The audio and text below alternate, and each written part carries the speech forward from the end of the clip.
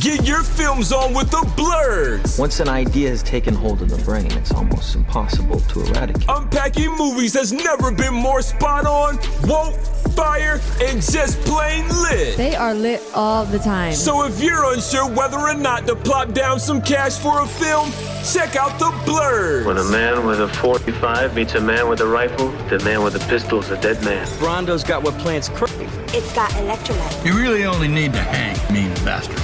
But mean bastards, you need to hang. Don't say you weren't warned. Here's Brandon and Jeff. All right. So let me introduce myself. I am Jeff Stewart. I am a filmmaker, writer, photographer, creative, blah, blah, blah, blah, blah, blah, and a avid cinephile and comic book nerd. I am joined here with my main man, Brandon Norwood, who is giving the people what they want. He's a phenomenal filmmaker in his own right, a writer. He's got a couple of credits under his belt. He knows a thing or two. He's a educator. He's a man who looks like he's going for like Questlove 2.0 over here with his afro. And he's a avid cinephile and comic book nerd too. And we're here to talk about a movie that has been 4 years, 5 years, forever in the making. And it is here, and we are going to dissect it, shit all over it, burn it to the ground, and reconstruct it. So, ladies and gentlemen, we bring you we'll call it Funeral for a Friend. Isn't that the title of one of the pieces? That's the title of the comic book, man. Like the Superman, the death of Superman. The Funeral for a Friend series. Ooh, yeah. So wrong dude to adapt this. So we're talking about Zack Snyder's Justice League, not just Justice League. We're talking about Zack Snyder's Justice League, which it's a baller move just to put your name in front of a movie like that. That's some real John Carpenter shit. So where do we want to start? What do we want to talk about? Well, should we let's start with BVS, right? Because this is where the whole thing splinters apart. Because Man of Steel people are. They're take it or leave it with that movie, right? Right. Okay. I guess we should just start with Man of Steel. All right. Okay. Let's start with the inception of this whole entire the DC Snyderverse. Yeah. Bullshit. Yeah. All right. So I'm a big Superman fan. I started reading Superman comics when Death of Superman came out. So I was 10, 11. When that series came out, and that's what really got me into DC Comics. I was a big Batman fan and everything like that, but I didn't really know Superman beyond like the cartoons and stuff like that. I didn't know Superman until Death of Superman, right. And then it put me in Camp DC for the longest time. So I had high expectations for Man of Steel. And I shouldn't have, I will say this until my dying breath. Zack Snyder is the world's greatest art director. Yes. Like, he makes pretty pictures. Story, character development, all of that other stuff. He's to be politically correct, he's sorely lacking. Well, I mean, just to jump in, I rewatched all this Cats movies, starting from Dawn of the Dead till the Snyder Cut. Right. And it's abundantly clear what you just said. Like, dude is a master visualist, but as far as storytelling, not so much. And you know what? His best movie to me is still Dawn of the Dead. That's a James Gunn movie directed by Zack Snyder. And it's before he became Zack Snyder. You know what I mean? He didn't really become Zack Snyder until 300. Right, his next movie. Which watching that now, like I loved that movie when it first came out. But again, I was like, what, 20, 21? Something like that. Yeah, man. yeah. Now I'm like, I'm an old ass man now. Like watching it now, I'm just like, this is for young people, you know? Well, it's the same thing, I think, that happened with The Matrix. You know, Zack Snyder did some visuals that we had never seen before. Right. You know, he actually used the visuals to impact the story, you know, right, to tell the right. story. And we had never seen that before. Like, it's the way he did it. Just like when Trinity in The Matrix, she does the jump and they do that 360 pan, and everybody in the theater. And if you're old enough to have gone to see The Matrix in the movie theater, when Trinity does the fucking jump up and they do the freeze frame 360 pan, right? Everybody in the theater went, oh shit. Yes. Audibly, right? Yes. No, that's something no one had ever seen before. And I think Zack Snyder, with the whole entire speed ramping thing, it works there. Right. But that no one had ever seen it right that way. So that's why we gave him so much clout. Yeah. You know, is because, well, obviously he must be a master storyteller because, you know, he's doing some shit that no one's ever even thought about doing before. Right.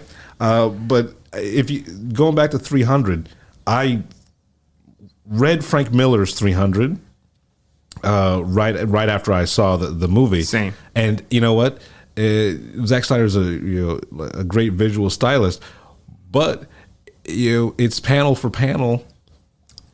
Frank Miller's 300. And you know what, man? I would say it's more to look at. It's more beautiful than the graphic novel. Like, definitely. At parts, rewatching, I'm like, fuck, this looks like a moving painting at parts. And like even the fight scenes are still godly. Where I'm just like, you know, you get that adrenaline and you're like, yeah, you know what I mean? Like, but if you look at the story, like the story, you know, the storytelling it's all right.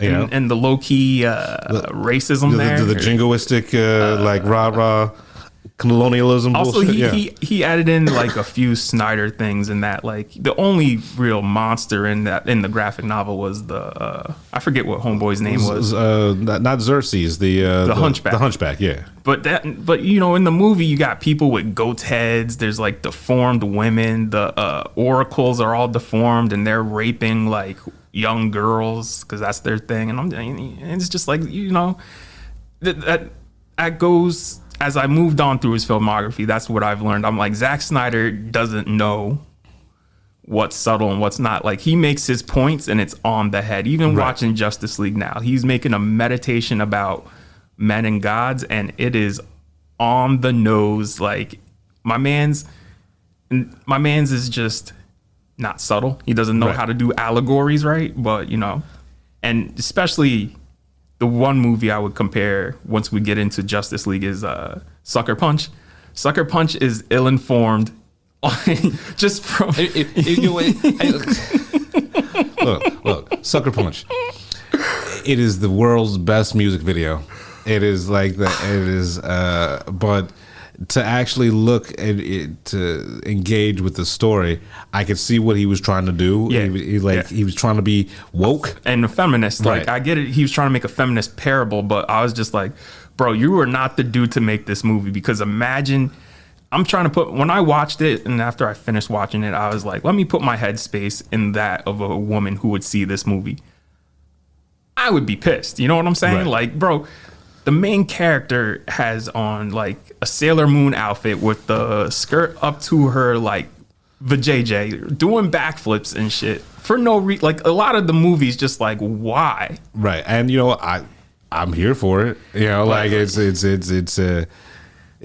definitely got the motor running. It is, but it's not. That's not what the movie's trying to do. Right. And the thing, two things is how I would describe Sucker Punch is it's almost like a 15-year-old saw Inception and had an anime fetish, is like just beats off to hentai and all that stuff, and it's just like, I I can do this, and got like $100 million to make that. But the second thing is I watched the R-rated extended cut this time because I've only seen it once before. Of Sucker Punch? Yeah. Okay. Because I remember seeing it in theaters and just vividly, I remember I fell asleep at one point. This is during one of the big ass fight scenes. Right. So that shows you right there and then. And we were on the New York IMAX, the one I love. Okay. With Yeah, a like bunch of people. Yeah. Like the actual IMAX. The 8-story joint. And I just remember halfway through the movie, there's two 15-year-old boys sitting behind me. And I just remember them saying to each other, this movie's awesome. And I'm like, yeah, this is who this movie's for. And I was like, yeah. Know your audience. But the R-rated extended cut, they have it a scene in there where John Hamm's character, who the high roller, whose baby doll's being sold to, like her virginity's being saved for the high roller because he bought it and he's going to take her virginity. Right. So he comes in, and this was cut out because the MPAA thought it was too sexual, and he's cut it down to how they wanted it, and then it just looked like straight up rape. And he's like, I didn't want that, and I wanted it to be like a power play. And I was like, all right, let me see. So we see it in context of how it is now. Homeboy still like he comes in and he says like, I'm not gonna force you to have sex, but by the end of this conversation, we're gonna have sex. And you watch it and you're just like, all right, so homeboy just manipulated her into having sex. So this is not instead of better. rape, of rape, it was gaslighting. Yeah, man, and it's just like this is not better, Zack Snyder. Like, and they did reinstate a musical number because I remember him saying like he had a bunch of musical numbers, and watching it in context of the movie, I'm like, all right, I see what you're trying to do. I get where you're coming from, but this is still just insane on every level. And I think that's going to be a through line through all of the movies that we're going to be talking about leading up to Justice League. Yes. Where we say, I see what you were trying to do. You just didn't do it. You know? I think Homeboy needs to, and as a writer, I'm not proud to say, well, no, I'm not. Let me rephrase that. I'm not ashamed to say, like, as a writer, hey, I need some help with this. Like, this is this is a story that maybe I need help expounding on. Maybe I need a voice, whether it be yours, whether it be my brother. Maybe it's like, you know, a girlfriend I know who could come in and sit down and tell me, Brandon, wait a minute, this is not right. I see what you're trying to do. Right. And as a female, this ain't right. Or you could go, even one of your friends, you know, your regular male friends, just say like, oh no, this is not cool. That's what he needs. And I don't think he ever has anybody around him to rein him in. Right. I mean, it's, you know, I'm going to talk about your boy, Christopher Nolan, because I know you love him, but Tenet sucked. Right. Well, Tenet was like, we can have a whole entire podcast on how badly Tenet sucked. But I think the same principle that you just said applies to Chris Nolan. No one stops Chris Nolan. You know, no one's like, you know what? Maybe you shouldn't do this because it's A, confusing, B, wrong-headed, C, you know, whatever. Because it's once someone shows any sort of next level thinking, we sort of give them a little too much leeway. Yeah, and I think that's the problem with Chris Nolan, and I think that's also the problem with Zack Snyder, because they have proven to do something really extraordinarily well. We think they can do everything extraordinarily well. I mean, I will say Justice League made clear that Christopher Nolan is a much better Zack Snyder, because Zack Snyder is like the bro version of Christopher Nolan. But the thing is like, there's only 3 Christopher Nolan movies I absolutely don't like. For the most part, I connect to the characters on an emotional level. Like, I get it. You know what I mean? Right. Because the ones I don't like, following The Prestige and Tenet, I just don't care about the characters. The conflict is just not interesting to me. And the storytelling's kind of sloppy. You know what I mean? And I like Man of Steel, but I wasn't emotionally connected to Superman, because the story, I would say Superman and Batman Begins are the same movie. Like, they have the same type of framing device, same type of narrative, thing is Batman Begins, you get inside Bruce, you get to know Bruce, you understand why Bruce is doing what he's doing. Man of Steel, it's become apparent now as an adult that is a Ayn Rand Superman movie. Right. And I'm not an injectionist at all, but I understand. Watching it recently, I was like, I understand what you're trying to do, man. Superman, no matter what, will always do the right thing, even if everybody is an asshole. And I'm just like, you laid that on too thick, because everyone Clark encounters in that movie, except for Lois Lane, is a fucking asshole, right? Like, so over the top asshole. It's like I'm watching, like I remember just getting halfway through. I'm like, yo, everybody's a dickhead for no reason. And I get your point, man. Superman's going to save the world, even if the world's filled with shitty people. But like, at some point, you got to take a step back and be like, yo, people want to care about something, and it doesn't help when you're already emotionally distanced from Superman. So you know? here's my thing. Like, all right, so my Superman in my heart, you know, he does the right thing because he wants to, because he genuinely loves people. He loves the earth. He loves his adopted home. Right. In Man of Steel, it felt like, oh God, I guess, you know, like, all right, you know, great power, great responsibility. I guess I'll save all these guys and save this village because it's what I gotta do. You know, it felt like he felt beholden to Earth instead of gracious. You know, he didn't. It felt like it was an obligation that he didn't really want.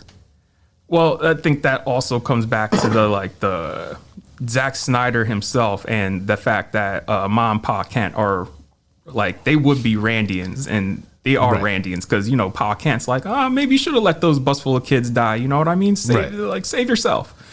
And Zack Snyder, I remember vividly reading interviews during when he was promoting Watchmen. He's like, these are my superheroes. They're burnt out. They're angry. They're gritty. Like, I could never make a Superman movie. I don't understand that guy.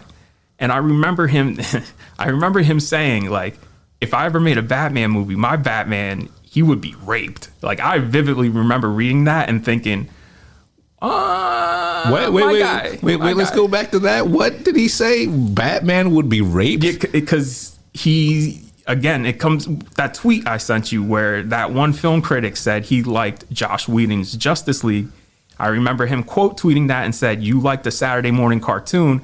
I make movies for adults. So that's the type of dude we're dealing with here, right, with his mindset. And I'm just like, at a certain point, that kind of thinking is just juvenile, right? Just juvenile, because you can't, and this is how, even as a critic, you can't judge every movie the same way. Like, I'm not going to judge Godzilla versus Kong the same way I judge In the Mood for Love, right? I'm not going to judge Tom and Jerry the same way I judge Nomadland. Like, every movie's different, you know what I mean? And the fact that this guy, they gave the keys to the kingdom to this guy, because BVS was supposed to be Man of Steel 2, but because because Man of Steel underperformed, they said, okay, well, the next Superman movie has to have Batman in it. And this is where we've had this conversation a million times. Yeah, this is where it went wrong. They left so much money on the table. And as I get into this, let's talk about, like, they jumped right to Batman versus Superman because Man of Steel underperformed. But if you look at the first Iron Man movie underperformed. Yes. You know? It made more money than they expected. Right. But yeah, like, Superman deserved a second movie. Yes. Batman deserved his own movie. Right. You know? That's the thing they didn't understand about comic book fans in general. Well, like, just storytelling in general. But, like, we wanted the lead up. You know? We want to buy the next issue. Right. And, like, we know this is coming. Right. We know Batman versus Superman is going to happen. Well, the thing is, let's lay the groundwork. Let's like Superman. Let's introduce this new Batman who brands people, which that's not, bro. That's not Batman. We'll get into that, right? But the thing is, too, is like Warner Brothers has been trying to make Batman versus Superman before that for like 20 years. Because I remember like Wolfgang Peterson got close in the year 2000 of making BVS. And I remember reading that script and just thinking, this movie's a mess. But then you see the BVS we got, that would have been a masterpiece to what we've gotten. You know what I mean? Like the thing is, if you're going to do that type of story, not only do we need a Batman movie and a Superman sequel, we needed a World's Finest where these characters could meet. Yeah. Mm-hmm. Maybe they don't necessarily like each other, but they meet, and that's that. And then in BVS, there's a conflict between the two that comes to a head. That's because the whole thing is riffing off of The Dark Knight Returns, right? Right. And like going back, like talking about that, like everything that Snyder has done is influenced by Frank Miller, right? Like his comic book stylings and everything like that. But the thing about The Dark Knight Returns, it's established that Batman and Superman, they were friends. They were friends before. Yeah, right. And so that's. Go, but like, I'm sorry, I had to jump in with that. No. That's the point I was getting to. Is like, the thing that comic establishes is that these were two people who were great friends. They came to a head, and it just led to a reconciliation that the paths diverged. Right. And you're on Batman's side because at that point, Superman is just a weapon of the government. Right? Right. So by the time, and tell me how, I'm thinking about this now, tell me how that fucking story was told better in Civil War than a BVS movie. Right. Like, you think about that, like, in that situation, Cap is Batman and Iron Man is Superman. Right. And it makes sense because at that point, that was like 7-8 years of build up, of like relationship building and stuff like that. Like I remember watching Civil War, and I'm just like, I hate it when mommy and daddy fight. It's like, because you love both of them. You love both characters. It's like, I don't want to stop. And the funny thing about it is they did Civil War just because Kevin saw they were doing BVS. He's like, oh shit, we might as well do that shit too. And they put it out the same year, and it was more rewarding because we have that because they could do it. Because they had all of the clout. They had all of the like goodwill. Yes. And all of the backstory to like justify that happening. Right. And so now here we are at BVS.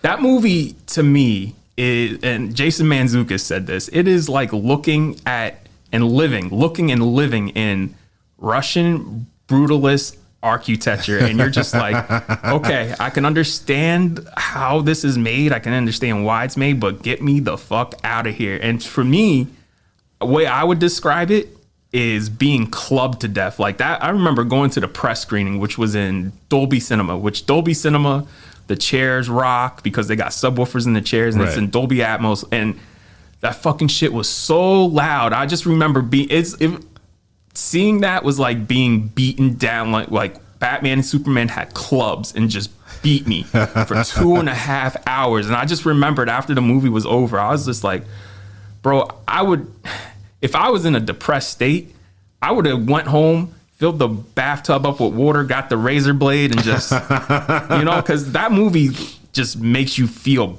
bad once it ends. You know what I mean? And I'm so like emotionally detached. Like, you already know the movie's gonna suck. When it opens, everything's in slow motion. You have that sad ass piano, that seeing Batman's parents die for like the 85th time in slow motion. Right. You know what I mean? And this time it's fucking OD violent. I mean, they showed it in the Joker movie and it was a lot more tame. Right. And think about it, that Joker movie's dark as fuck. And it's oppressive. Like, that's the way I would describe BVS. It's oppressive, and Superman and Batman are just assholes throughout. I mean, I had so many problems with BVS, and like, I watched the special edition. Oh, the Ultimate Cut? The Ultimate Cut, which didn't redeem the movie. Right, but it explains stuff. Like, my problems with Batman vs. Superman is numerous, but like, why are you gonna kill Jimmy Olsen? Yeah. Like fucking like, but you don't even give him a name. Like, you have to look at the credits. It's like, oh, that dude was Jimmy Olsen that they executed in Afghanistan for some fucking reason. What else did I have a problem with? Like, the whole entire the problem I had with the Man of Steel was the amount of destruction. Oh, bro, he doubled down. Right? He doubled down. Like, Batman is basically Donald Trump, and he's going, because he's, Superman's an alien, and he's going after him because he destroyed, like, Metropolis. Like, let's be real. Like, 500,000 people died in that battle. Yeah, like, you know what I mean? More, yeah. So, when there's a part in BVS where he's driving through this, like, warehouse on the docks thing, and, like, bro, he is killing people left and right. Like, I was just like, bro, how the fuck are you gonna do this? And you're going after Superman for what you're doing now, and you're using machine guns. Right, bro. That's another thing. Like, I'm Batman, do or die, baby. I love Batman. Does not use guns. Batman does not kill people. Like, he's the world's greatest detective. He's a martial arts expert. He's a master of espionage. He doesn't need bazookas and fucking machine guns. Like, it's like Chuck Norris. They cast Chuck Norris, 80s, like missing in action to be Batman. It didn't feel right to me. And my other thing is, why are we going to start off a cinematic universe that at the time was going to last for fucking God knows how long, but you're going to start this off with not only a burnt out angry Batman, but an old ass Batman, and everybody else is young as shit. Like, man, I don't have a problem with old ass Batman though. But not for no cinematic universe, man. Like, when we have to establish these characters, and remember at the point, and this is what really pissed me off, was like these were the tone and the type of characters that we were doing was going to be for an entire generation. Like, an entire generation was going to come up knowing this Batman and this Superman. Right. I was just like, yo, no, man. Like, and that, man, I feel bad for Ben Affleck because he is a good Batman, just not the Batman he was portraying. You know what? Like, I liked his Batman in Justice League, right. Better than like BBS. Yes. And speaking of, like, the color palette, bro, that's another thing that makes it oppressive. Like, that shit is just grayscale. It's just like you made a whole painting and you made the most beautiful painting in gray. Right. In gray. All the same thing with Man of Steel, though. Man of Steel. Oh yeah, it was washed out. It was so dark as fuck. Yes. Yes. Even when he's flying in the sun, it's like, can we get some pop? And it's like, this blue and red outfit looking like it just got washed 30,000 times. Just muted, faded colors. Yeah, man. Man, and one, the thing is, they had to. People look at that title, Batman v Superman. And remember, this is not wait. It's Batman v Batman. It's a litigation. V Superman. Dawn of Justice. You got to say the whole thing. Dawn of Justice. And the reason why it has the Dawn of Justice subtitle was because Batman, Superman dies, and WB panicked, and they're just like, we're putting out a fucking big budget movie, and basically like a children's hero is getting killed in the most violent way possible. So he had to add that subtitle, Dawn of Justice, to let people know this is just the beginning. So this is the problem with people not knowing, like the executive not knowing their history. They could have just done a whole entire series of movies, World Without a Superman. Yeah. Just like they did in the comics. Yeah. Everybody, like, you can introduce Aquaman, you introduce Cyborg, they're all, trying to do what they do. Even the Superman family, Supergirl, right? Steel, like, Reign of the Superman. Yeah, man. Like, they could have just created this world without a Superman, and then, it slowly builds up to Justice League. Well, yeah. Yeah, like, But they left all that money on the table. That's my biggest thing. Beyond storytelling, it's you could have had a franchise that lasted 15 years. Yeah. Like we should just now be getting to probably a Trinity movie, because I'd still say a Trinity movie should come before Justice League. Okay. You know what I mean? Right. Mm-hmm. So that way you can introduce Wonder Woman in the Trinity movie and give her own movie. The fact that she was introduced in BVS and she has no fucking reason to be in that movie. No, none at all. Bro, they stopped the movie to have a QuickTime. Remember QuickTime? Yeah. They have QuickTime videos of establishing all of these with the music that as she's just sitting there watching videos with the most intense music. Like, imagine you watching a video with just intense music. Imagine watching Pornhub and that music's playing in the background. Break your dick. It's not that serious. Oh my God. Yeah. Kevin Tushihara is a fucking idiot, though, because for anyone who doesn't know who Kevin Tushihara is, he was the head of WB for how many years? Too long. Like, my man started off as the guy running every single Six Flags theme park, and because upward mobility in Warner Media still is to this day fucked up, he got promoted from running fucking theme parks to running a whole movie studio. So that's how we get to Justice League, where Zack makes his Justice League movie and Kevin Tushihara watches it and turns to him and says, this needs to be 2 hours.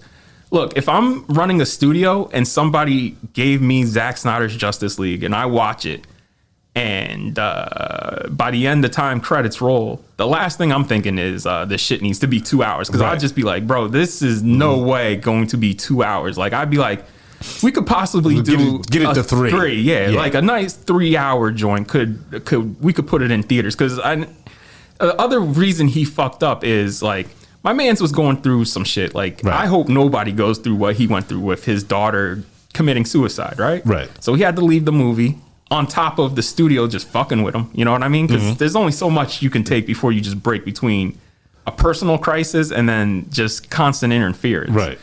So they get somebody else to finish Justice League to what they want. And I get that.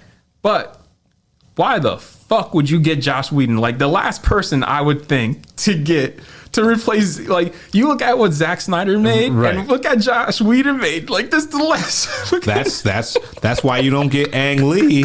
That's why you don't get Ang Lee to do your Hulk movie. Like, you can't, like, that's like, before Marvel was Marvel, when they did the whole Ang Lee's Hulk movie, I was like, they got who to do? They got the Ice Storm dude to do a Hulk movie? Oh no, this is not going to be good. Well, not for nothing, the action in that joint was elite, though. But it was weird as fuck. Yes. My man's punched a Hulk dog in the nuts. You know what I'm saying? Like, he did the chicken wing split and it's like pow, pow, pow, pow, pow. Like, that shit was crazy. But yeah, like, but you had already established, Zack Snyder had already established, Man of Steel, Batman vs Superman is dark as fuck. Right, right. And you can't bring in, happy-go-lucky as we knew him back then, Buffy the Vampire Slayer. Right, and Buffy and Angel get dark, but, like, my man's, he never gets as dark as Zack Snyder. Right. Because, like, at that point, he made Avengers. Like, I get it. He made 2 team movies, but, I mean, bro, that is some cocaine level thinking. You know what I'm saying? Like, they're 2 different, like, the Avengers, and Batman versus Superman, or like Justice League, 2 vastly different movies, like themed, like like everything, wise. They are different. So you can't just like, well, he made money for Marvel, you just give him this, we'll just give him this, just like how they gave fucking what's his name, JJ, Star Wars, because hey, he did Star Trek. And the thing with that, real quick, before we get back to Zack Snyder, JJ didn't want to do Star Wars, right? Because they begged him to do Force Awakens like for a whole year before he finally said yes. And the question that got him was, who is Luke Skywalker? And that's a question that he didn't even get to answer. That was what Ryan Johnson answered. Right. And the thing is like I remember him saying in interviews, he's like, bro, I'm a Star Wars fan. I made my Star Wars movie with Star Trek. Why am I going to make a Star Wars movie? Like, I already did everything I wanted to do. And people are pissed at me for fucking up Star Trek. And I was never a Trekkie. So, like, to me, Star Trek, I was like, damn, this shit is hard. Like, and it is. That's JJ's best movie. I loved that reboot of Star. I even liked, as much as I disliked, what was the second one called? Into Darkness.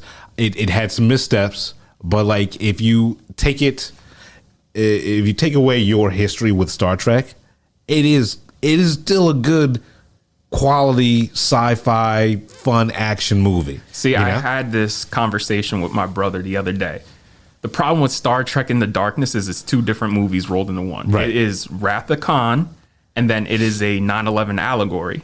And it really should have just been the 9/11 allegory movie. There's enough conflict there. RoboCop's your villain. You know what I mean? Right. And you save Khan and make Khan the main focus of your movie for your next movie. Like that should have been it. You know what I mean? Because as a through line, that trilogy, because me and my brother during quarantine, we sat down. I have a 4K player, bought the 4K Blu-rays, and we watched them all through again because it's been a minute since I seen those. And just on a storytelling level, through line, like the characters, like you see the growth of every single character in all three of those movies, and it's beautiful. I'm like, see, this is how you fucking write. But then the problem is like you just get fan service. It's fan service ruins movies. Because Star Trek Beyond, Idris Elba's villain, bro, I told my brother the other day, I was like thinking about it, that should have been Khan. Like how hyped would everybody have been if you're like, yo, Idris Elba's Khan? You know what I'm saying? And the whole purpose of Idris Elba's character in that movie was to get revenge on the Federation. So that lines up with Khan, right? And and the thing that makes it cool is in Star Trek Beyond, they're alone, they're stranded, they got no help, no backup, so they gotta like figure out like, oh shit, we gotta, which is Wrath of Khan. Is like so that should have been that Star Trek Beyond. That should have been Khan, right?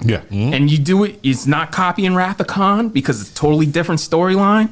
And it would have been awesome, right? So, y'all, But like fan service, it's fan service. It's like they had the successful Star Trek, and there's like, all right, well, what do we do next? Everybody knows Khan. Let's put Khan in there. It's like, the Star Trek universe is fucking vast. The original series is fucking vast. You didn't really have to straight up go to the money shot. Like in your second movie. You know? Once again, if they just stop listening to fans, I hate saying that, but if you let fans dictate instead of inform your decisions, then you end up sabotaging your own series. And this is what happened to the DCEU because, you know, BVS was the reaction to Man of Steel and how people complained about Superman snapping Zod's neck and the destruction of Metropolis, which, by the way, Christopher Nolan, because he's a producer on BVS and on all of them on what's the name of it, Man of Steel, because I remember him saying, he's like, Zack, my only thing with Man of Steel is you shouldn't have Superman kill Zod, and he did it anyway. At the his only notes for BVS was like, hey, you probably shouldn't kill Superman. He did it anyway. So I mean, listen, if Christopher Nolan's giving me notes and telling me, hey man, you probably shouldn't do this, I'm gonna trust that nigga. You know what I'm saying? Like my man's is like, listen, as bad as, because I mean, Tenet is a Christopher Nolan parody movie. Like it feels like somebody made a parody movie of Christopher Nolan. And I bought Tenet. I own Tenet just because there's stuff in it I like. It's a beautiful movie to look at. John David Washington has enough charisma in it. Does he have charisma? I think so. He to me, he was just a blank slate. But that's the character, right? The protagonist. That's fucking the protagonist, bro. That's why. God damn it! You can't have your main character say not once but twice. I'm the protagonist. Fuck you. Him and Robert Pattinson did make a good team, but like, man, This is what I'm talking about with Christopher Nolan. Yeah. Sometimes he thinks he's too smart. But yeah, it is, and it's not. And my brother is dating someone who's heavily into physics, and she was explaining it to me, Right. and I got lost. And she got it, and she understood what he was doing, but she was like, it was stupid. It was nonsensical. It was basically a physics movie made by a frat bro. See, that's the thing. I shouldn't need a theoretical physicist to explain a fucking movie to me. Right, because Interstellar has a lot of physics, right? But It's accessible enough. And you're rooted in the character motivations. Like, you want to see Cooper get home to his kids that whole movie, right? Right. And you want to see them save the world.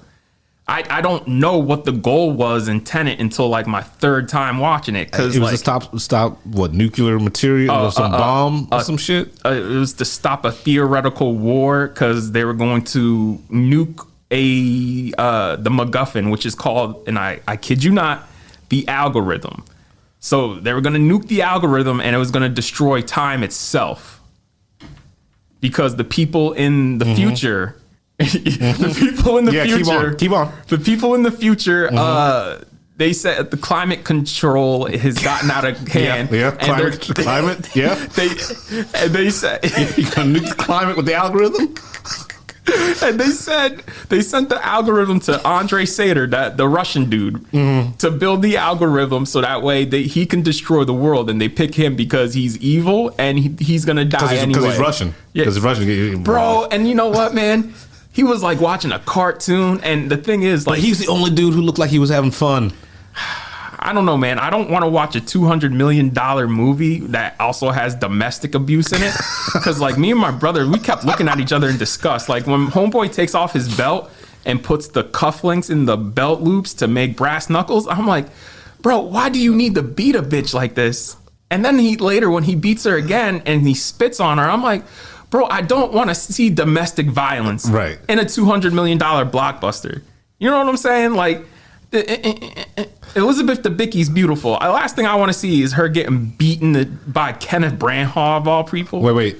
Let's for the audience. We don't want to see any woman get beat by Kenneth Branagh. I don't want to see any woman get beat in general, but like again, movie by movie basis. Like, if I'm watching an Oscar drama, then you know it's gonna be dark and gritty. But, Right. but like, bro, you're making a movie where shit's moving back in time. It's a quasi James Bond movie without the fun of a James Bond movie. Right. You know, it's taking itself so seriously, and it's just like, what the fuck are you doing, bro? Like, and the thing is, and this is funny, he got a rapper to do the theme song for the movie, and you would think, hey, Christopher Nolan, I'm gonna have some fun with this. Let's do a opening type Bond sequence, because that would have been perfect for when he eats the cyanide pill at the beginning, and you launch into the opening sequence. That would have been cool. Nope, save for the end credits. Right. So yeah, let's get off of how much we hate Tenet and go back to like the hating Justice League. Yeah, man. Zack Snyder's Justice League. Well, we're still on Joss Whedon. So Joss Whedon, you know, I remember going to the press screening of that movie, and I had no expectations just because at that point I knew what I was getting into. Because Kevin Tushihara said movie has to be 2 hours, and I was like, all right, 2 hours to introduce three new heroes, and these are iconic heroes, on top of being a sequel to a movie that had to be 3 hours with just 2 characters. Right. So I already knew it was going to be a mess. So when the movie was over, I was like, okay, I don't hate it. I don't love it. It didn't make me angry. You know what I'm saying? Because just like you know, being in a bad relationship, you were done. Yeah. Like you were just spent. Yeah. You were just existing. Yeah. It's like you say, WB's the cheap lay, man. They're not into foreplay. They're not into like, you know what I mean? Exactly. They're not into oral. None of that. There's nothing about sleeping with WB is just like a 2-pump chump. It's like, I just got to get it done. Yep, 2 just pumps and get he's it done. in. This is like, did you come? No. All right, cool. All right. Yep. It doesn't matter. I came. Like we're the female in the situation where we're just like, wait, that's it? And Yeah, right, he was like, like, yeah. Is you gonna kiss my neck? Nothing. I was like, no, not gonna. We're not gonna get nasty with it. Like, you're not gonna lick my neck. You're not gonna like, you know. Do you even know my name? Yeah. Like, yeah. It was. All right, and so here we are after a fan campaign by the worst people on earth. You know what I mean? Because, bro, stating your opinions about any Zack Snyder movie online, you'll incur the wrath of some of the worst people on earth. And I mean worst people. I'm surprised. Like, are we even putting this out, or is this just for us? Oh, no, like, we're putting it out. Listen, I've dealt with it already. And my thing is, too, is like, to the people who are listening who love Zack Snyder, like, grow up, man. These are fucking movies, man. Like, at the end of the day, I got other things to worry about. Right. Like, we're in the middle of a pandemic. I got bills to pay. You know what I mean? Like, I don't give a shit. You know what I mean? Right. And you coming and attacking me and calling me names and this and that, it's not going to make me like the movie more. It's just going to make me hate it more. Right. You know?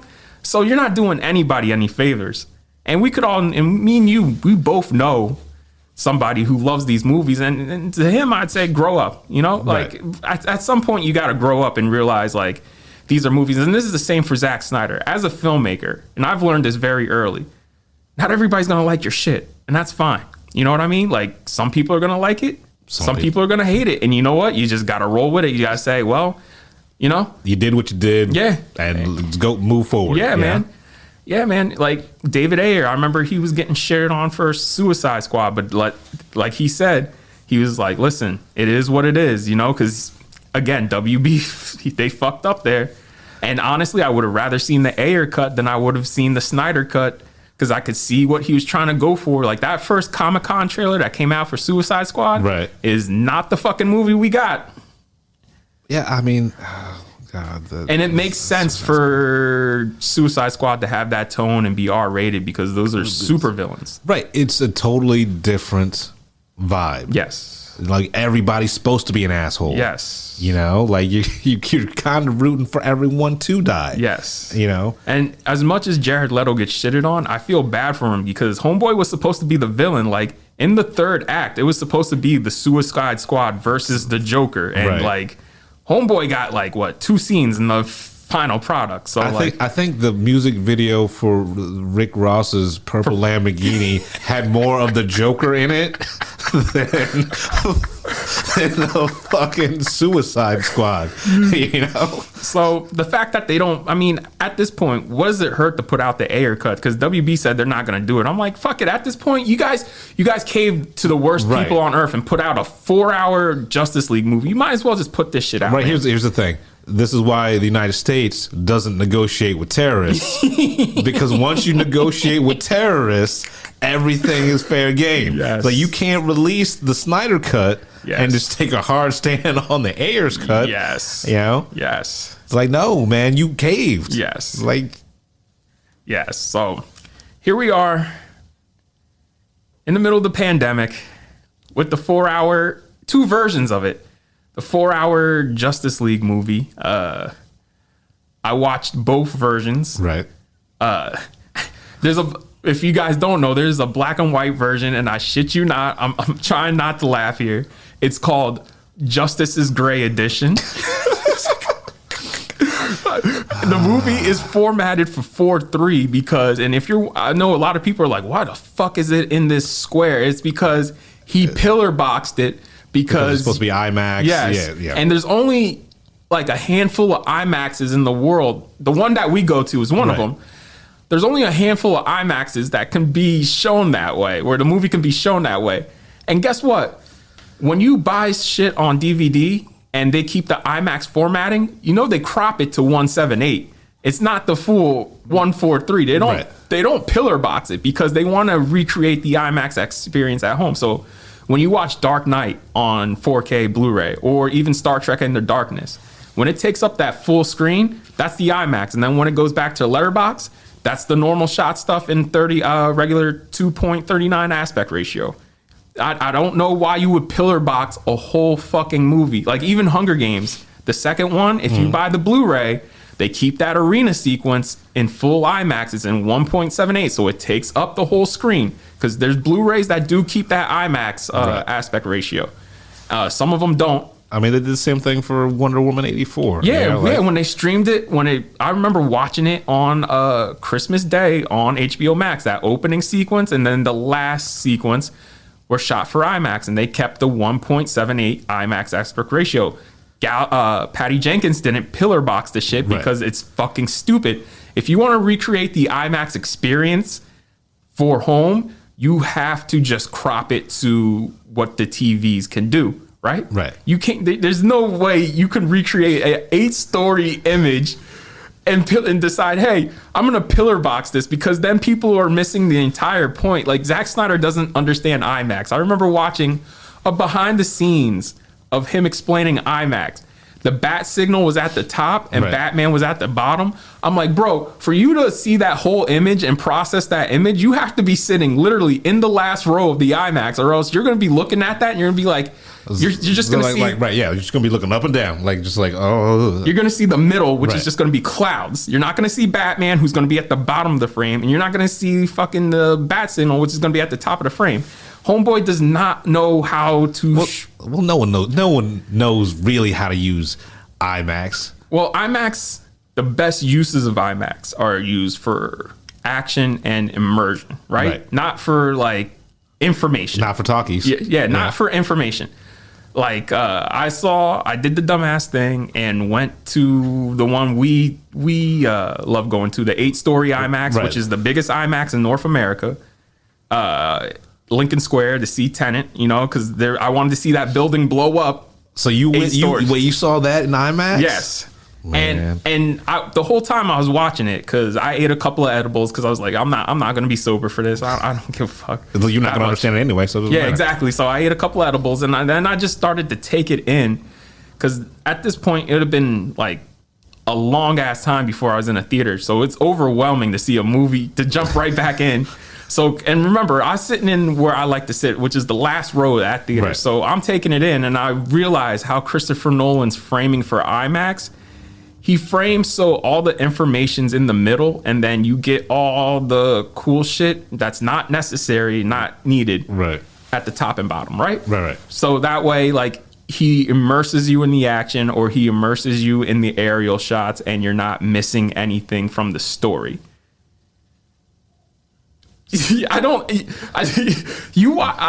this on my TV yesterday in black and white, I was just like, there's a lot of shit where it's just framed like a normal movie, and seeing this on that IMAX, I'd be like, bro, there's just no way you can watch this on an IMAX screen, and enjoy it. Yeah, and the thing is, I sent you that Twitter thread of people. There was a dude who scoured ever since 2017, because Justice League shot like 3 weeks after BVS came out. Right. And that's when they were told them, like, right before they started shooting. I remember the reaction was so negative. They were just like, look, nigga, you gotta lighten this up very quickly. They were like, yo, we gotta lighten the tone very quickly and put some jokes in there. Yeah. They're like, oh man, this is not good. Because I remember Kevin Tushihara, he's like, we have 3 silos.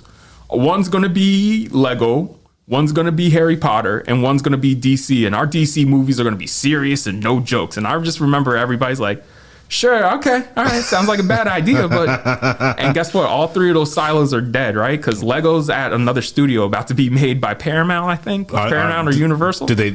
Oh, they moved? Yeah. Well, I mean, they ran that franchise in the ground, because we got like 5 movies like back to back to back. Because they're cheap. They're cheap and easy. Yeah. Harry Potter.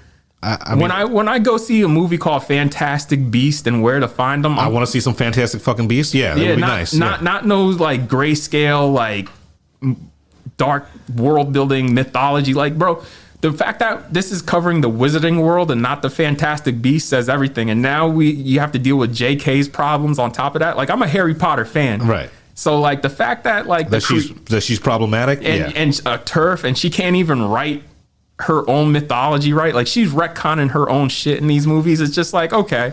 And so now you get DC, and like even DC, it's just like, again, Kevin Tushihara is an idiot. But yeah, we like, so Justice League. Yeah, because we could talk about like DC, like in general, Warner Brothers fucking up for months. I mean, yeah.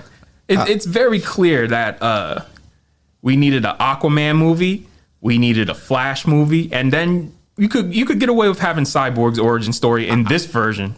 Yeah, like we'll get to that, but like Flash and Cyborg are actually the two best parts. Yes. Of this Justice League movie. Yes. You know, they're they're the two people I actually care about. Yes. Throughout the whole entire thing. Yes. Like, I remember, because all this stuff's coming out about the movie now. Like, every day there's a new article and just how shitty WB is. And I just remember one of them was like, they didn't want an angry black man to be the anchor for this movie. And it's just like, well, he's angry for a reason. Like, my man's is like a mother box. Like, he was dead. And his dad reanimated him out of alien technology. Like, I'd be a little pissed too. I do not have a dick. Yeah, man. Like, I can float, I can fly, but I do not have a dick. I'd be angry too. And right after right before he died, they show in slow. I mean, it's the oh yeah, they showed it in slow motion. Yeah, the entire fucking football game, like him, Cyborg carrying the entire Gotham University team on his back, like almost literally on his back, and it's a beautiful sequence. But yeah, his dad wasn't there, so like I get why he would be bitter and angry. Like that. I mean, again, racism, right? But yeah, man, I don't understand, just from how a storytelling standpoint, how you would watch that and say, okay, this needs to be 2 hours, because this is just impossible. Right. Like, if I'm hired and somebody showed me this movie and is like, hey, I need you to make this 2 hours, I'd be like, look, man, my best advice to give you is just to cut this down to 3 and just put it out that way. There's nothing I'm going to shoot or write or anything that's going to make this better, just because it's shorter. You guys took some shortcuts here, and like the stuff to make it good, you should have did in movies before this. Right. So, and the fact that we start off BV Justice League with the death cry of Superman, and then leading into 20 fucking shots of Batman riding a horse over a mountain. I mean, I remember watching this yesterday, and it might have been the edibles or something, but like I just remember this shit was just taking too long. Like, because I was like, if I'm gonna watch this again, I'm not gonna watch it. Like the first time I watched this sober, and that shit was hard enough. So like the second time, I'm like, fuck, I'm gonna watch this again. I'm gonna have some fun, at least for myself. So like, I remember sitting there and watching it with my brother, and I'm like, bro, this is like 10 minutes of Batman just riding. Just Batman on a horse. You know? Goes to talk to Aquaman, and then you have that. And all right, so he goes to talk to Aquaman. Aquaman tells him to go fuck himself. All right. And then you get the Icelandic choir singing him all and sniffing his sweater. Bro, I was just like, and you know what, man? This movie could have been very good if Zack Snyder had reined himself in. Like, just a little bit. This guy cannot, like, and I just realized that. I was like halfway through watching it yesterday. I was like, yo, the only way to control Zack Snyder is just to let him go full Snyder. Like, you just gotta let him go full Snyder. It's like a virus. You just gotta let him go, man. You know what I mean? You just gotta be like, all right, it's here. Just let it do its thing. It'll be out of your system. Take some antibiotics, and my antibiotics were edibles, and you just gotta hang on. Just gotta hang on. Like, as soon as that Iceland, and that's like 10 minutes into the movie, that Icelandic singing. Yeah. Also, it was beautiful. It was. Yeah. Up until that point. Any other movie, that would have been a beautiful scene, but it's like, oh, okay, well, this is where we're going. And then we cut right to Metropolis, and Lois Lane getting coffee in slow fucking motion in the rain. Oh my God, the needle drops in this movie, because that's the first needle drop, is Lois Lane getting the coffee with the fucking awful needle drops, where I remember she goes up to Superman's statue looking on it all sad and pensive, and you just hear over the soundtrack, they said gods would help us, but they lied. And I was just like, wow, talk about on the nose, huh?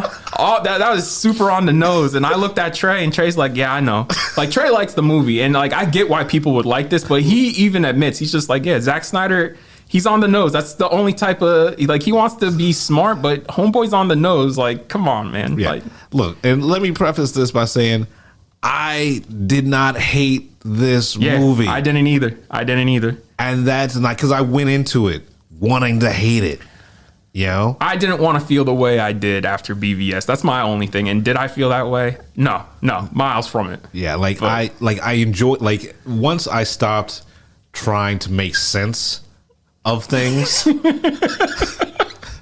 just let the movie take me on the table, you know, like knock the candles off and the wine glasses. Like, if it just took me with a passionate embrace and let it do its thing to me. Yeah. It was like, you know what? I didn't hate it.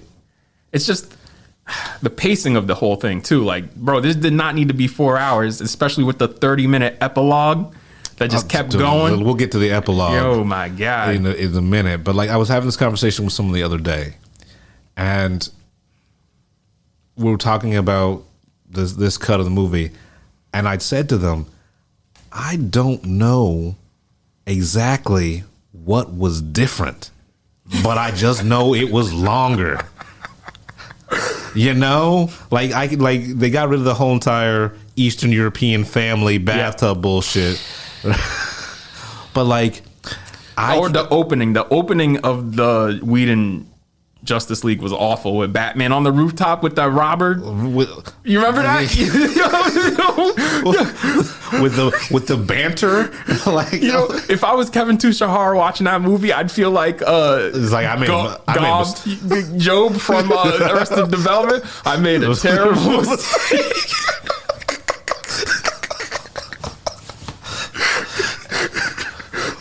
Because nothing in this movie was as bad as the shit that Josh Whedon put in. Because some of that shit, I was just like, wow, man, you know what? And I could say this, Zack Snyder has a much better eye visually than... He's a command of the frame. He knows how to like... Yeah. He knows how to make a pretty picture. Because you look at Josh Whedon shit and it looks like TV. It just looks flat, overlit, just... The suits look ugly, and at least... Right. Snyder makes the suit look pretty. Like, yeah, man. The only thing that he should have kept, there's two things, is when Aquaman goes back into the sea and it has that awesome shot of the waves coming over him. He should have kept Icky Thump, and the reason why he changed it is because, you know, Joss Whedon used it. Right. And then the only other thing he should have kept was Batman being one step ahead and having Lois Lane be their secret weapon. Because remember, when in this version, when he gets attacked, it was like sort of like it was a mistake that she, like a happenstance that she showed up. It was a big coincidence, and I'm just like, oh, Jesus Christ, you know, come on, man, Batman's a master tactician, so that made sense. World's greatest detective, right? So at least that's two things Josh Whedon got right. Actually, I'll give him three things because I did like Superman in the normal suit coming in at the end. He's smiling, having a good time, saving the world. And this one, he's in the black suit just to pay homage to the death of Superman. But you know what? I love the resurrection suit, dude. Man, like, I love the resurrection. What was the purpose in the movie? What was the... the purpose in the movie is there's no purpose in the movie. But it's but if you go to the comic book, you know, which, you know, they should have just built up the whole entire resurrection of Superman, like a whole entire story. If you go for the comic books, the resurrection suit is from when he was in his Genesis chamber, when he was being revived, and everything like that. I love the suit. It's not, but it's not. It's and there to sell toys, right? Right. This is like when Wonder Woman in Wonder Woman 1984. She wears the armor from Kingdom Come. That's a great graphic novel. Right. We get why she's in it in Kingdom Come. Kingdom Come should absolutely be like an Elseworlds world movie. It shows up in 1984. I was like, oh, you guys did this to sell toys. Yeah, you know, So, and well, let's not talk about fucking 84, man. 1984. Like, can we do another podcast on how bad 1984 was? Oh, I mean, if people want, we'll come back and talk about that. Oh my God! Oh, when she's surfing on missiles and shit. Bro, I had to watch that twice because I fell asleep 15 minutes in the first time. So, the fucking the non-villain, the Wishmaster bullshit. Oh God. Yeah, DC. But yeah, back to Justice League. Yuck. Man, it's just stuff like that where Snyder gets in his way. Like even the Flash's intro, it's beautiful. It like, is. It is so beautiful and a great use of slow-mo. Yes. Until we get the sesame seed.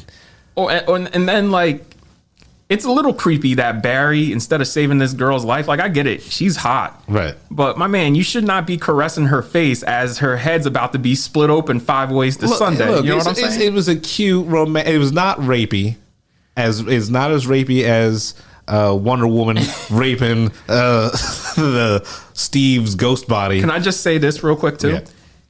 Had that been a woman instead of Steve Trevor, like bro, we would not. They'd still be mad about that. Oh, yeah. Still be mad. Like that's straight up rape, Right. right? And had that been a woman, bro, we would still be hearing about it today. So, for those of you who haven't watched 1984, how they bring back Wonder Woman's ex or whatever dead boyfriend is his ghost and inhabits. So her dead boyfriend's ghost dad's somebody's body. And then she proceeds to go on adventures with him, and then They have sex. But technically, that dude's not there. That dude's not there. It's like Steve. he could not give consent because he's wherever displaced consciousness goes. And 2 things about that. You already made me buy a magical wishing rock. Why didn't you just bring him back, right? Why didn't you just bring him back? That makes no sense to me. Why not just bring him back, right? And then 2, at the end, when they're in the Christmas village, she just looks at him like, hey, you know what I mean? Like, if that was me and like a woman, I'd be like, it'd be a little weird because I'd be like, I had sex with your naked body. I know what you look like naked. You know, I kind of violated you. Oh, it's the superhero version of I Will Destroy You. That's a great show, and I would never make it. Oh my god! Yeah, I love that show. Oh, it's like man. it's like looking him straight in the eye. It's like I know what I did. Oof. Nobody thought that shit through. You know what I'm saying? Nobody thought that shit through. Nope. Not once. So back to Justice. Everything DC did this year. DC really 2020'd their slate of movies. Yeah.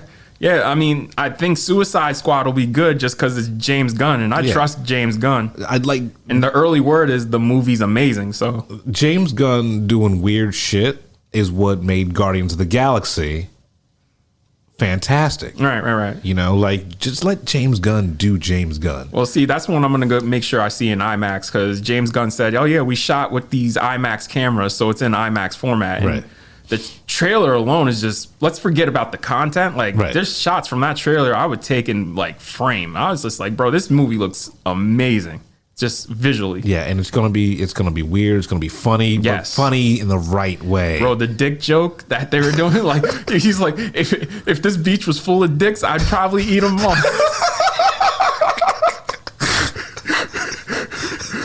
It's coming from a dude wearing a big ass silver helmet.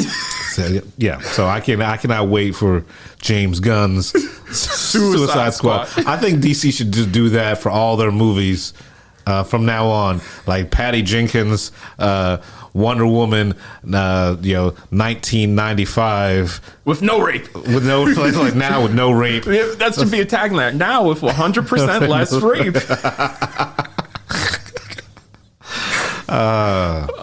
We should not be laughing about it. Yeah, no, it's not the rape that's funny. It's just the fact that a major studio. It never crossed their mind. It never crossed the mind of Patty Jenkins is a smart woman. Right. And that never crossed her mind either. Chris Pine is a smart dude.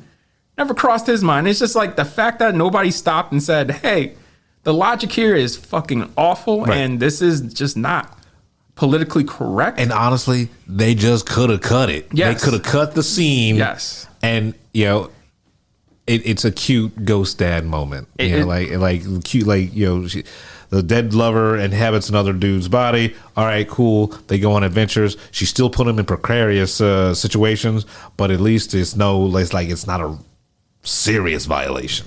Unless he died. But they still, they still eating his food. They still taking it. Yeah. This nigga's in bed eating his pop. He's like, these Pop-Tarts are good. I'm like, damn, this nigga's eating his food. Wearing his clothes. I was like, he moving in. He's like, moving in. Squatters' rights, baby. Squatters.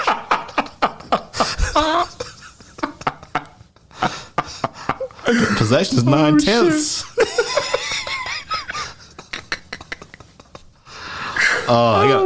WB, I got a pitch for you for a movie. It's about a ghost that moves into someone's body. It has to go through litigation and get him kicked out.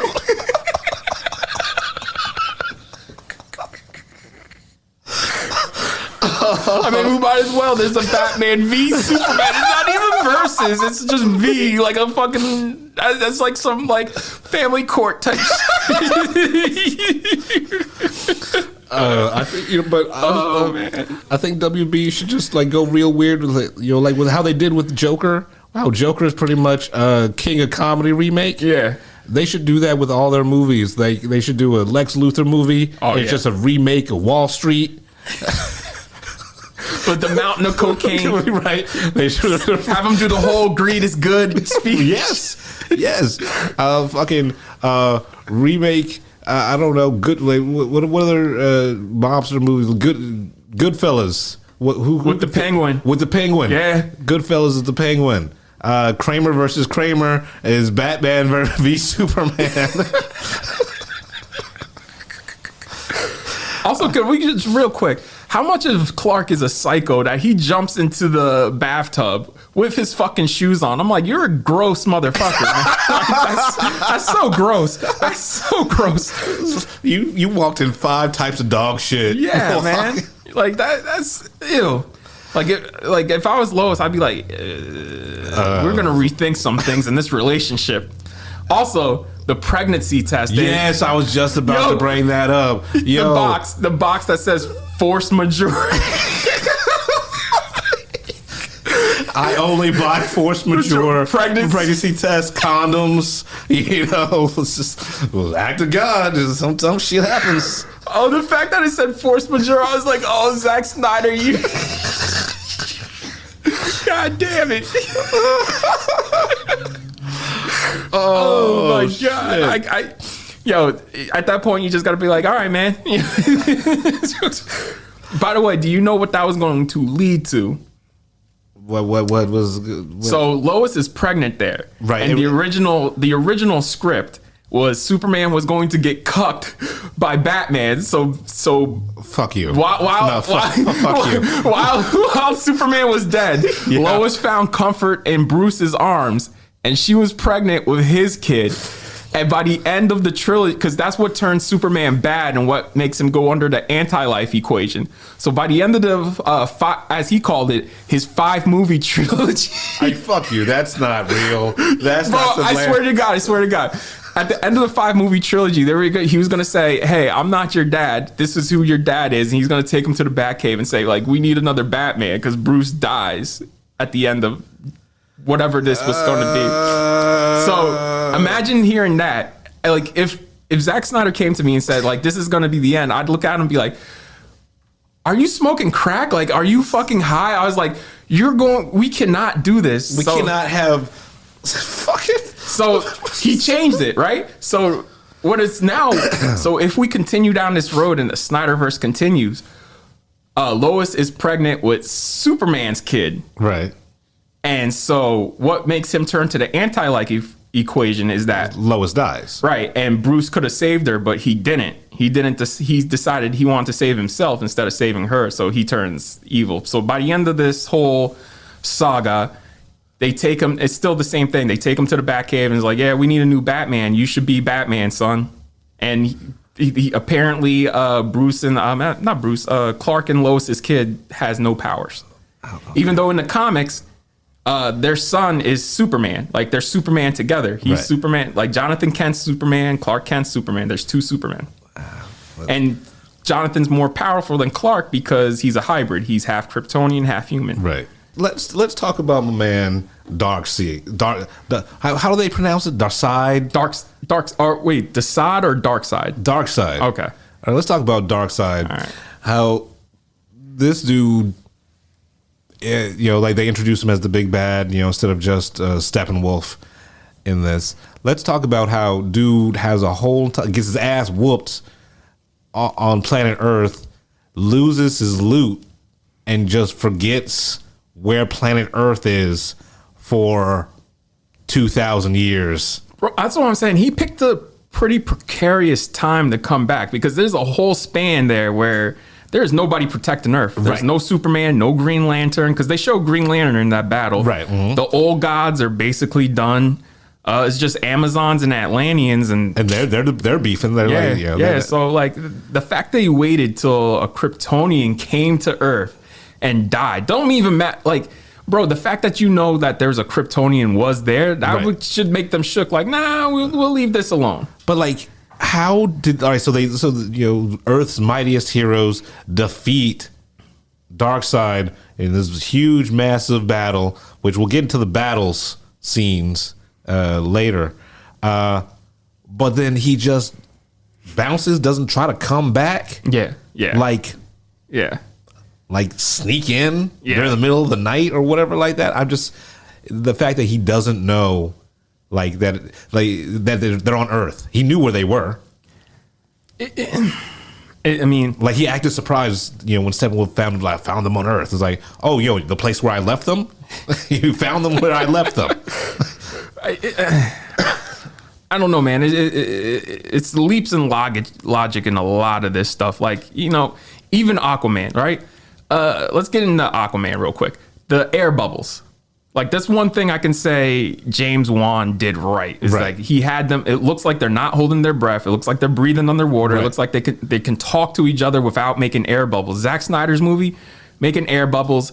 Everything looks gray. Like Atlantis looks like shit. Like, let's be real. It looks like shit. Like in Aquaman, in his movie, Atlantis looks like a place I would want to see. It looks like beautiful. It looks like Six Flags on acid. Yes. And like, I would want to ride a giant seahorse. I want to ride a giant turtle. You know what I mean? Those have been lifelong dreams of mine. Right? So like, yeah. Right? So like, I don't understand why we watch this movie.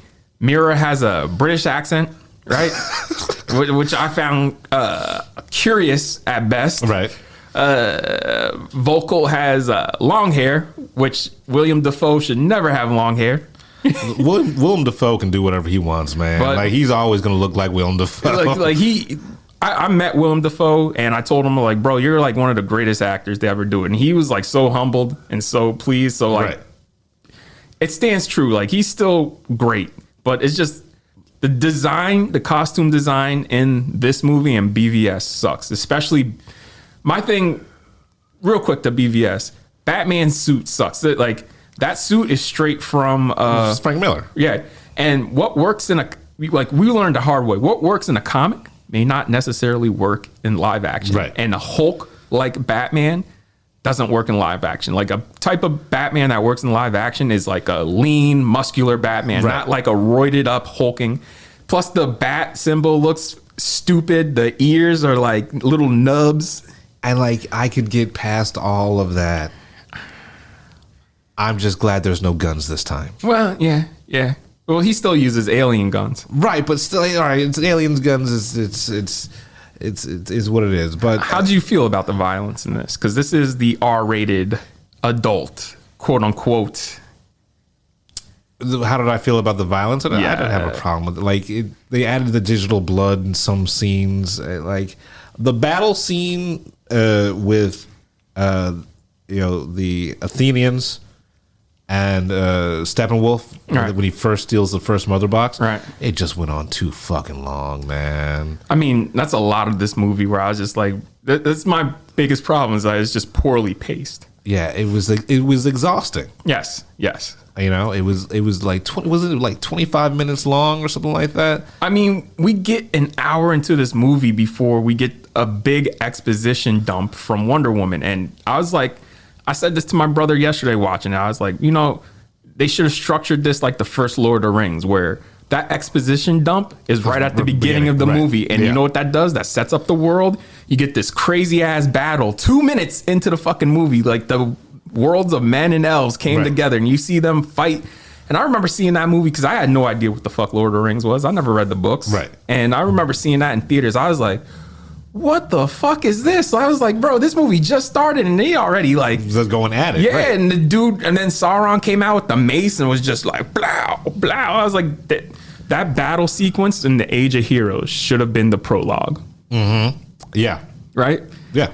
Like, they, like, if you're going to make an epic like this should have been, you should have stole from the best. And well, here's another thing. The parts didn't make sense. Yeah, yeah. It's like not even like chapters. It's like part 1, and it's just a quote that someone says, and it's like, okay, but like, what's the theme? Like, what is going on here? And they're in varying length too. Like one part was only 20 minutes, and then the next part was like an hour and a half. Right. You know. Yeah. So like, it was just like creative choices left and right, which just didn't make sense. You know what I absolutely hated? The ancient lamentations. Yes. Every time Wonder Woman. Oh my god. Sound like Xena, Warrior Princess. Yeah. Every time she stepped, like, I think.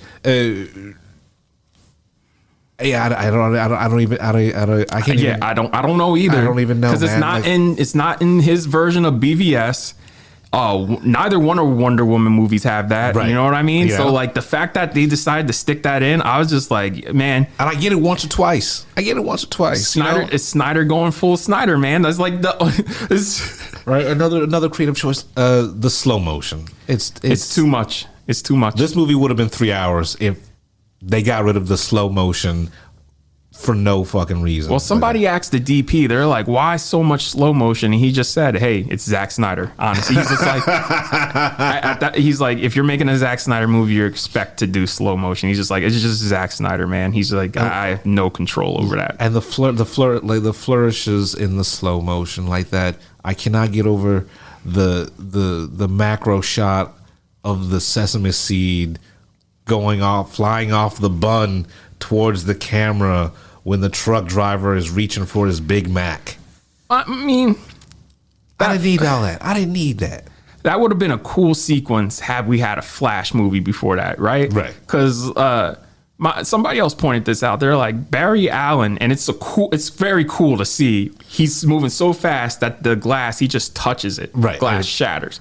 But why, if you're moving that fast, my boy pointed out, why not just open the fucking door?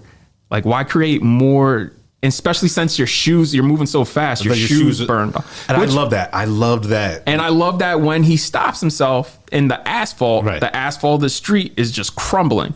But my thing is, if he's moving that fast, right, that his shoes burned off and all that shit, Right. why is his clothes still on? Because he built that suit because, the Right. clothes. Okay. Okay. All right. All right. So now we're nitpicking. I mean, it's just for me simple logic. It's just stuff if I was making this, I would have thought of. Okay. Just saying. Fair enough. But you know, Right. you've got some, you have some background with that kind of stuff. So I got you. It's just but watching that, I was like, this is a very cool sequence. Sets up Barry's powers for people who don't know Barry Right. and what he can do. But we definitely needed a Flash movie before this because you're talking to his dad and you're just like, all okay, right, all right. So he's just visiting his dad in jail. Yeah. I would love to see a Flash movie of him getting to know his powers, how to use his powers. He's building the suit. He's like, right, like unlike Batman, where we've spent the last 50 years reinventing the going over the same origin story. all right. Flash, I'd love to see the Flash's origin story. I'd love to see Cyborg's origin story, like in a full-fledged out movie. Because the Flash movie would have been a perfect way to end it. Is he goes to visit his dad in jail. He's like, Dad, I promise I'm going to get you out of prison. Right. And so we get to this movie and he's like tired of hearing that promise from his son. Like, yo, just go live your life. I'm tired of hearing this. So it makes sense, right? Mm-hmm. And even Aquaman, because you have Volko and Mera, they show up a lot, and you're just like, oh, there's no context to any of this. And the only thing that helps this movie is that the Aquaman movie came out. Right. But the problem is the Aquaman movie takes place after when it really should have took place before this one, right? Yeah. So when they show up, you're just hearing a bunch of stuff. You're just like, I have no idea what you guys are talking about. I don't care. And like this literally leads directly into his movie because he gets on a truck. He's like, I'm gonna go see my dad, and that's how the Aquaman movie opens up. He goes and sees his dad, and gets drunk with his dad after he saves the world. Well, after he saves the world, and then he saves that submarine full of dudes where he meets Black Manta. Oh, that's right. I forgot about that. Also, can we talk about the music real quick? Because I know the music is awful. I remember that sequence in the tunnels where they're going up in there and they're scoping out the place. They're walking up a flight of stairs and you just hear like metal guitar going dun dun dun dun dun dun dun. I'm like, bro, they're walking upstairs, man. Man, like you said, he can't do anything subtle, man. It's like, do you even cinema, bro? Do you even cinema? Do you even know? Like, I don't know, man. It's weird to me how the continuity in this universe works. Like the only thing that connects together besides BVS and this is the Aquaman movie. Because even Wonder Woman 1984, she's all over the place, right? She goes to the Middle East. She's running around DC doing all types of shit. So when we get to Man of Steel, when Superman shows up and reveals himself to the world, I'd be like, okay, so this is just another Tuesday because you have Wonder Woman who was for years running around doing all types of stuff. Right. And then you got a dude who's a giant bat, literally branding people, which is insane. Branding people in Gotham City. So I'd just be like, okay, so this is just another Tuesday. Sure, man. Right. You know what I mean? At this point, okay, cool. I got to get to work. Like I like the logic in this universe just doesn't match up. Which, real quick, because Commissioner Gordon pops up in this movie, and it's cool. For 30 seconds, yeah. And it's cool because he's kind of burnt out. He's like, yeah, whatever. Batman will figure it out, and I just want to do my shit and go home. At what point, like, if I was Commissioner Gordon and BVS was going on, I would have, like, hunt Batman down because I'd be like, bro, we were cool, we were friends, but like, yo, you're branding people, and the people you're branding people so they could get murdered in prison. Like, bro, I got to put you in jail now. Like, come on, man. Like, you at this point, you're a straight up criminal, bro. Like, you were supposed to be on my side. Like, I understand they bad guys, but we can't be like straight up murdering. This is murder, bro. And I'm an accessory to murder now. So like. Like, that is psychopathic. You know what I'm saying? Like, yeah, I forgot all about the branding. Yeah, of the bat brand. The bat brand. Like, where did that come from? I don't know, man. I don't know. Like, how do you turn an already dark character even darker? Even darker. And the thing that doesn't make sense, when he's first introduced, the cops are like looking at the ceiling and they see him in the corner and he's chilling on the ceiling in the corner. And when he escapes, it's like almost inhuman the way he crawls on the ceiling and goes through the hole in the ceiling. I'm like, no human, I don't care what type of human you are, no human's going to move like that.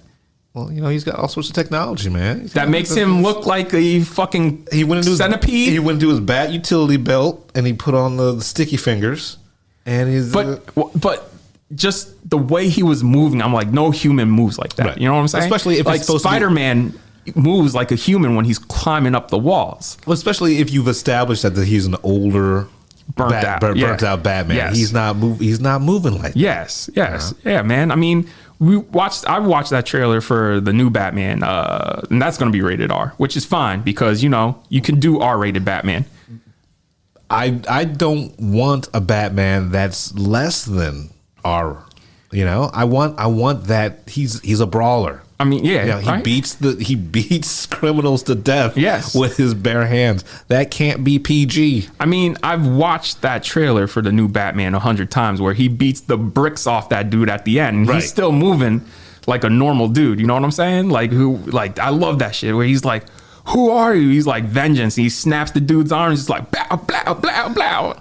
Like, it hits him like 3 more times just to make sure. Yeah, man. Like, I'm excited for Robert Pattinson's Batman. You know what? Before I saw the trailer, I was like, Robert Pattinson, really? But it was Matt Reeves who, when they announced Matt Reeves, and this was before he was finished with Apes, that Matt Reeves was coming on and taking over. I was like, all right, I'm all in, because Matt Reeves, his Apes movies are they are so good. Especially War. Like, War is amazing. Like, I don't understand how War didn't get some awards burn. I'm surprised Matt Reeves doesn't get more love. Yeah. Like, he came on the scene with Cloverfield. And say what you will about found footage movies, it is one of the best found footage movies that has ever been out there. You know, like, especially a kaiju movie. You know, like it's agreed. Yeah, you know, and like all of his Apes work, but I'm surprised he's not getting more love. Hey, he got this trilogy, and you know what? Ben Affleck didn't get to make his trilogy just because he was so burnt out on Zack Snyder's and the whole. Because I know it's now come out that he wanted to stage a walk off because shit got so bad with Joss Whedon that they were just like, "Yo, we should walk off." Obviously, that didn't happen, but he was making his Batman movie, and from what I keep hearing about his Batman movie, I wish he made it because it sounds cool. It's in the way this version of Justice League ends sets up that movie that he was going to make, and that movie would have been amazing. But it's at the same time, it's just like, oh, man, y'all should have gave him more time, and that's the problem. Like, I remember him saying, like, "Yo, they are not giving me enough time." Meanwhile, they signed Matt Reeves, and that was like what 4 years ago. Yeah, and he gets to take his sweet ass time. So I'm just like, What happened? Why does Matt Reeves get the time, but you guys want to give the time to the dude playing Batman? That doesn't make sense to me. Because they're playing by their own. They're playing by their own rules. They've got no rhyme or reason. But let's talk about, like, you know, we're offshooting of these other movies. Let's stick on Justice League, but let's get to the end because we could deconstruct everything. Right. Let's talk about that fucking prologue. Epilogue. Should have ended when Superman ripped off his shirt, right? Cut to black, roll credits. Yeah. Instead, we get a basically like, hey, you guys demanded this, so how about if I give you, you know, a preview of Justice League 2, so that way maybe I can get this made too. Right. It's the cinematic equivalent of Blue Balls. Right. You know, it's just... The nightmare from BVS is paid off. The little weird ass dream with the Flash is paid off. Right. But it's not satisfying. It's just like, here's some more stuff. And it's just going back to that oppressive tone from BVS. And I'm just like, I didn't like it the first time. Right. Why do I want more of it now? Like it. And like the interaction between the Joker. And Batman. Yes. I will fucking kill you. Like every time they say fuck in these movies, it feels forced. It felt forced in BVS, in the R-rated BVS. It felt forced when Cyborg says it to Wonder Woman, and it felt forced when Ben Affleck says it to Jared Leto's Joker. Like, it's just in there because, you know, again, I make movies for adults. Right, you know, like, do you even cinema, bro? Yeah, like, you know, at this point, I'm just like, okay, man, sure. You know, I just... and then I thought that was it, right? I thought he was going to wake up and just be like, that was it. But then we go a step further, and Martian Manhunter is back again. And they already set up Martian Manhunter with Henry Lennox, who plays the general from Man of Steel and BVS in this movie. And I'm just like, this would have been cool if you had at least even remotely hinted to it, and you don't. Right. And if you never read a comic... Imagine just being a dude watching this and be like, who's that green motherfucker? Yeah, who is this? Right. Like, even like at the end where he's like, oh, you call me Martian Manhunter, you'd still be like, okay, but like, He was just like, oh, okay, right. That it just doesn't get me excited for anything. Like, the way I will say this is, if you're gonna watch this, watch the Justice's Gray cut, because this movie's already grayscaled and lacking color anyway, and this movie is shot for black and white, because there's watching this yesterday, I was like, this is actually very beautiful in black and white. Well, like, I mean, even all the media on HBO Max is in black and white. Like, the poster's a black and white poster. Yeah, so like it's watch the black and white version, because visually, at least visually, you'll be like, wow, this is beautiful. It's a good looking movie. Yeah. And like, I'm gonna say this again, I did not hate the movie. Oh yeah. It just Like, if BVS is a steaming pile of shit, this is just like some Kraft macaroni and cheese. Like, you know what I mean? It's enjoyable. It's fun enough, but I can't remember any of it. Yeah. Because it's so long. I took a nap the first time I watched it. I had to take a nap at the 2-hour mark. And you know what, man? The thing is, here we are years later. Because if had this come out in theaters, like even let's say even a 2.5 hour version, right, it still would have flopped just because people still had the bad taste of BVS in this mouth. And even though this is lighter in tone, so much lighter in tone to BVS, it's still not the tone that most people want from these type of movies, right? Right. Because even the R-rated films they put out since have been pretty light in tone. Like Harley Quinn's light in tone. It's an R-rated movie. Suicide Squad, basically like an action comedy, right? So this I'm just like, okay, if the reason why I'm not mad is just because this is not canon anymore. This is not what's going to define a generation of superheroes. Like, kids can't watch this. Like, a movie with Batman, The Flash, Wonder Woman, Aquaman shouldn't be rated R just off principle. Right. They're children's characters. And that's what's funny about a lot of these Snyder fans. They're like, well, these aren't for children, but I'm like, they're children's fucking characters. It's a comic book. And like, you're making, you can enjoy it as an adult. Yes. But it should still comic books should inspire hope. Yes. You know, it should give you parables. Yes. And life lessons and stuff like that. Like, anyone who watches read an X-Men comic or watched an X-Men movie and didn't, see that that's just pretty much an allegory for the civil rights movements in the 60s, you're not getting it. Yeah. Yeah.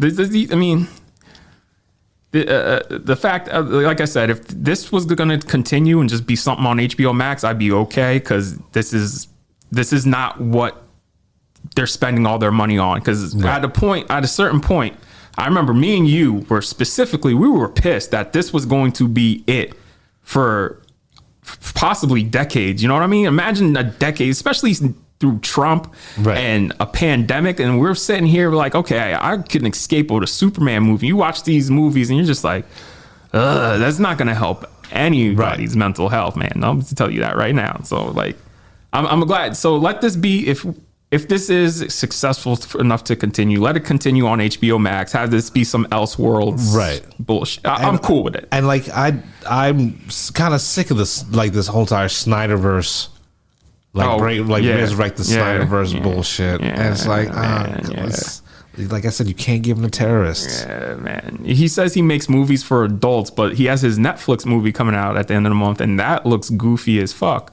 Right. Army of the Dead. And it looks kind of cheap. And then I was like, wait a minute, his movies always look good. Why doesn't this look like? And I looked at it. He was the DP on it. Was he? Yes. Oh. Yes. Also, real quick about the tone of this movie, my brother told me, because I just remembered this. My brother told me that since BVS is from Batman's point of view, that's why the movie's so dark and gray. And because he's hopeful in this one, that's why it's brighter and lighter in tone. Okay. Bro, this is the type of dude. That's the type of dude. That's his logic of thinking, right? That's the logic of thinking you're getting with Zack Snyder. It's not subtle. You're not going to get anything that is allegorical in a good way. You're going to get on the nose. This is what I'm telling you. This is what I mean. Even through the needle drops, he has to reinforce his point, right? Because, again, the dude who did Watchmen and his Watchmen movie it's like 300. It's a recreation. It's shot for shot. But it lacks the commentary of what the comic was trying to say. Like, he understood the story, but not the context of the story. Yes. So that's Zack Snyder. It's just like pretty visualist. Nothing story. The thing is, when you read articles about Zack Snyder and you read, interviews with him, he seems like a nice, humble guy. And you hear about it. Making movies, and you're like, hey, I lucked out. But then you look at his online presence. Yes. and he reminds me of a jacked up Kevin Smith. Yes. You know how Kevin Smith, like any kind of criticism, he takes as a personal attack. Yes. You know, and if you're going to create art, if you're going to be in the public like that, you have to be willing to like know and realize that you're not going to be for everybody. Yes. And some people are going to hate you for a reason, and some people are going to hate you just because, you know. And, Yes.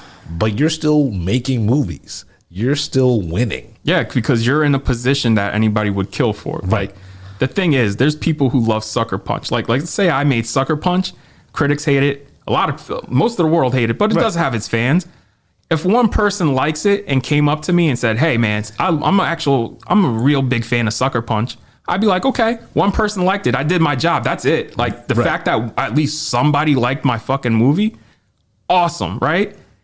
Right, but I think You won. But I think that also sort of feeds into fan toxicity, because all right, so one person liked that movie, right? Right. They spent $100 million on that movie for me to like it, for one person to like it, and so that feeds into that whole entire like,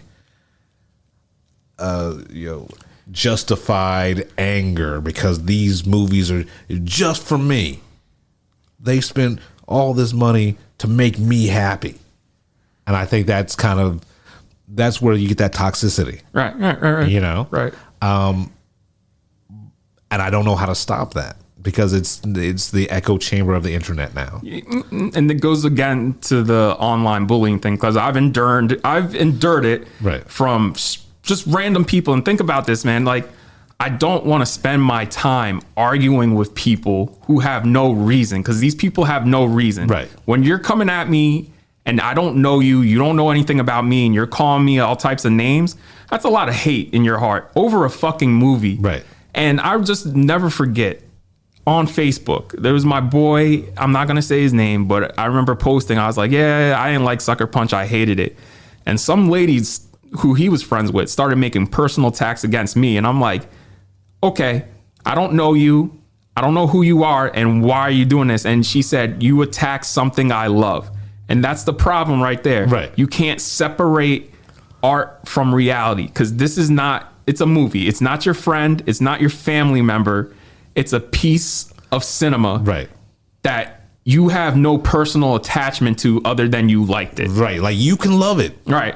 I don't have to love it. Yes, but like, exactly. Like, my dislike for it should not affect your love for it. Exactly. If you love the movie, God bless. Go with God, enjoy it. But like, don't come to me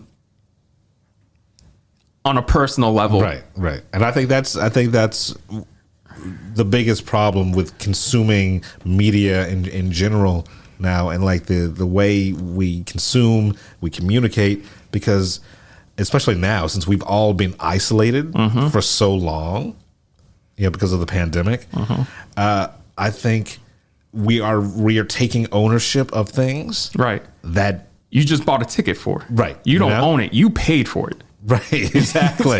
And I think that's the problem. I think that's where people are getting a little bit weird, crazy over. Yes. It's like, you think because you paid for it, they owe you something. Yes. And that's not the way the world works. And if you want to have a lasting impact on your movie, if you're a fan, as a fan, you want to have a conversation, not start an argument. Right. And that's how I try to approach stuff now. Is like, I'm going to have a conversation with you. When people tell me, "Oh, you're not fun to argue with," I was like, I don't want to argue. I got other shit I got to do. I'd rather have a conversation with you and get something out of it than you get angry or I get angry over a movie, man. That's it. That's what's up. All right. So we're talking movies. Yeah. We're talking. My name is Jeff. This has been Brandon. We have spent the last 2 hours. I don't even know what we're talking about, man. It was just diarrhea of the mouth. Well, it's DC and WB. This is how we got to Justice League, what we thought of Justice League. It is what it is. If you're gonna watch it, watch the Justice is great. I didn't hate it. You gotta let Zack Snyder go full Snyder. Yeah, just if you take anything from this, let Snyder go full Snyder. So are you gonna watch Army of the Dead? Well, fuck yeah. Okay. All right. So I love when he does zombie movies. well, that's true. It is his best movie. So folks, if you like this episode enough, I guess we'll do it again. Army of the Dead, right? Yeah, Army of the Dead. Let's watch. You know, is that what we're gonna do? We're just gonna watch all Zack Snyder movies and just talk shit on them? Is that what we're gonna do? We might do one before that if you guys like this, but I guess if you do like it, we'll come back enough and do Army of the Dead. I mean, right. We'll talk about Godzilla versus Kong next time. It's Snyder Unleashed, as he said. It's me unleashed, which sounds like a fucking threat. So, and that's where we'll leave you. All right. Thanks for listening. You've been listening to the Film Blurs podcast. Man, I just love what you guys do, man. I never miss an episode. It's the best. It's my favorite podcast. Follow Jeff on IG on MindFireXL and Brandon on Twitter at BJN Tweets.